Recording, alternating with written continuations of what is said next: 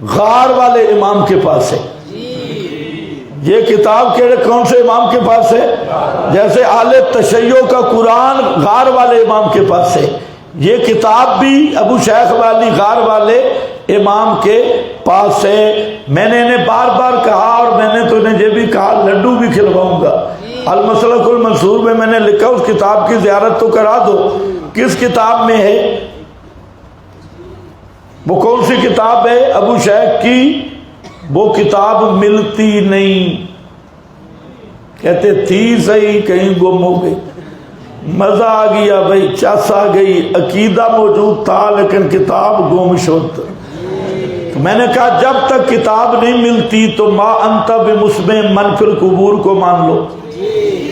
ہماری کتاب تو محفوظ ہے، انا نحن نزلنا الذکر وانا لہ لحافظون۔ للڑ برادری سے گزارش ہے جب تک تمہیں ابو شیخ کی کتاب نہیں ملتی انک لا تسمع الموتى پہ ایمان لے آؤ، ما انت بمسمع من فی القبور مان لو، اموات غیر احیاء مان لو، ہم عن دعائهم غافلون مان لو، انما یستجیب الذین یسمعون مان لو، ان تدعوهم لا یسمعوا دعاءکم مان لو، یوم یجمع اللہ الرسل فیقول ماذا اجبتم قالوا لا علم لنا، اس کو مان لو، انک لا تدری ما احدث بعدک مان لو، اقول کما قال العبد الصالح مان لو۔ یہ تو محفوظ ہے نا قرآن۔ اب قرآن بھی گیا،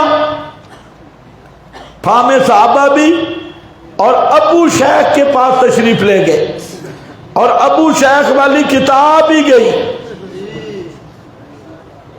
او بیچارے ہو، تو شیعہ کو بھی ہم کہ شیعہ نے اتنا تو کہا ہے، انہوں نے کہا جب تک امام نہیں آئے گا ہم اسی قرآن کو پڑھیں گے۔ اذا کامل قائل، جب امام آئے گا تو پھر وہ اصل قرآن لائے گا۔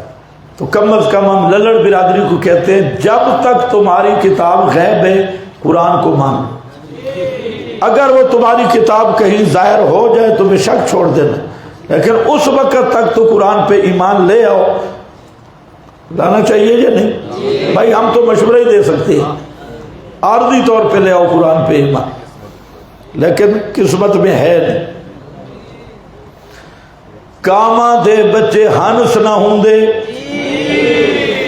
تے ماویں موتی چوک، ہاں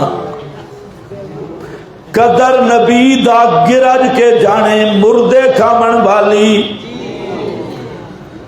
قدر پھلان دا بل بل جانے صاف دماغاں والی، قدر پھلان دا گرج کے جانے مردے کھامن والی، قدر پھلان دا بل بل جانے صاف دماغاں والی۔ قرآن دا قدر مشرک کی جانے، قدر قرآن کا مشرک کیا جانے، بدعتی کیا جانے ہیں۔